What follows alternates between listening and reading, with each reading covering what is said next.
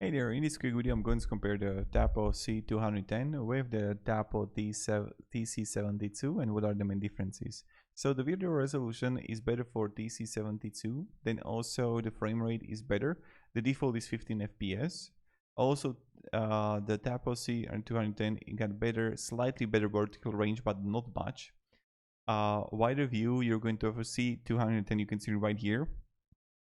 98, 83, 45. Here you have only 88, 75, 41.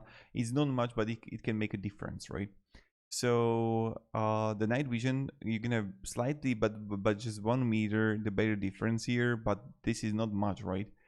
Then you're gonna have more detection type for TC72. You got two-way audio for both. Siren volume is better for TC72.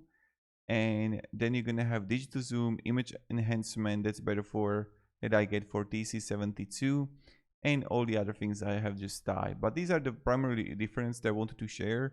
So thank you very much and have a great day and goodbye.